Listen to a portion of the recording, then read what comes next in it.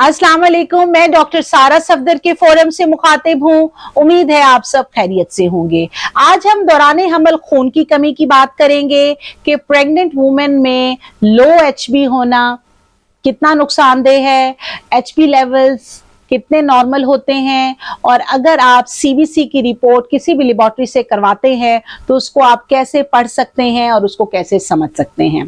तो complete blood count का एक टेस्ट है जो कि लेबोरेटरी से आम होता है, और अब तो सिंपल एचबी का टेस्ट जो है वो भी होता है जिससे आप खून की कमी का पता लगा सकते हैं। प्रेग्नेंट वुमेन यानी हामला खातून के एचबी लेवल्स का पूरा होना जरूरी है, यानी प्रेग्नेंट लेडीज में खून की कमी नहीं होनी चाहिए, क्योंकि ब्लड फ्लो बच्चेदानी की तरफ अच्छा होना जरूरी है ताकि बच्चे को खुराक मिल सके, बच्चे को ऑक्सीजन मिल सके और बच्चे की नॉर्मल हेल्दी ग्रोथ हो सके। तो ये सब उस वक्त मुमकिन है जब प्रेग्नेंट लेडी में खून की कमी नहीं होगी। तो जब कोई भी हामला खातून अपना एचबी लेवल चेक कराती हैं तो नॉर्मल एचबी लेवल 12 से 15 ग्राम है। अगर किसी भी प्रेग्नेंट वुमेन की एचबी 12 ग्राम से लेके 15 ग्राम के बीच में है, 12 ग्राम, 13 ग्राम, 14 ग्राम या 15 ग्राम, तो ये नॉर्मल एचबी लेवल्स हैं। इसका मतलब है कि ऐसी हामला खातून में खून की कमी नहीं है। लेकिन अगर एचबी लेवल आपके 12 से कम होते हैं, लाइक 11.5 है या 11 है या 10 है या 10.5 है, तो 10 से 12 के बीच में एचबी अब ये कम होना शुरू हो गई है। अब इस स्टेज के ऊपर फीमेल को जो है वो ये समझने की ज़रूरत है कि अब मैंने अपनी डाइट को इम्प्रूव करना है और मैंने अपने खुराक के अंदर आयरन रिच डाइट लेनी है।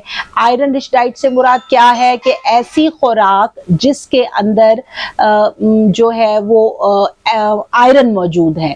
मिसाल के तौर पर अगर मैं आपको बताऊं, कीमा है, गोश्त है, कलेजी है, यानी मीट प्रोडक्ट्स आपने लेने हैं। इसके साथ लिवर है यानी कलेजी है।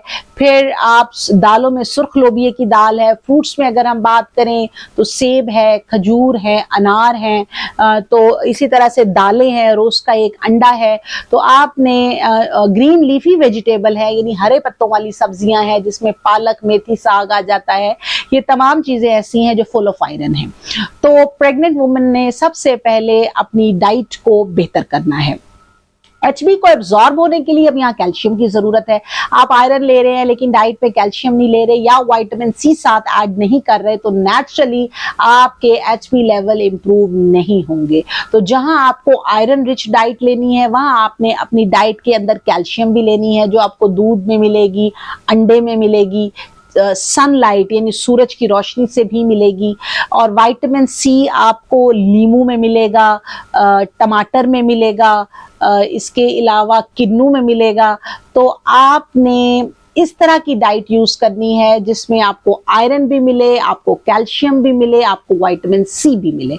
तो 10 से 12 के ग्राम में अगर आपका कहीं एचबी लेवल फॉल कर रहे हैं तो अब इस स्टेज के ऊपर ना सिर्फ आपको अच्छी डाइट की जरूरत है बल्कि आपको साथ आयरन और कैल्शियम की टैबलेट की भी जरूरत है। लेकिन अगर किसी हामला खातून के एचबी लेवल अब 10 से भी गिर गए हैं, 8 से 10 के बीच में है, तो अब आपको ना सिर्फ डाइट को इंप्रूव करना है, आयरन कैल्शियम की टैबलेट खानी है, बल्कि अब आपको आईवी आयरन की इन्फ्यूजन जो वीनोफर के नाम से जो है आप सब जानते हैं कि आयरन पॉलीमार्टोस के टीके होते हैं जो नॉर्मल सेलाइन 100 ml में डाल के लगाई जाती है, तो ड्रिप्स डॉक्टर आपको प्रेस्क्राइब करती हैं। और अगर आपके एचबी लेवल 8 से भी कम है तो अब आप कैंडिडेट हैं फ्रेश ब्लड ट्रांसफ्यूजन के, आपको ताज़ा खून की बोतल लगाई जाएगी। तो डियर लेडीज, अगर आप मुझे सुन रही हैं, प्रेगनेंसी के साथ आपके एचबी लेवल मेंटेन होना जरूरी है, जो ना सिर्फ बच्चे बल्कि आपकी अपनी सेहत के लिए भी जरूरी है। अगर इससे मुतालिक आपके जहन में कोई क्वेश्चन या क्वायरी है तो आप कमेंट बॉक्स में मुझसे पूछ सकते हैं, और ऑनलाइन कंसल्टेशन के लिए मेरा नंबर स्क्रीन पे शो हो रहा है। Thank you so much.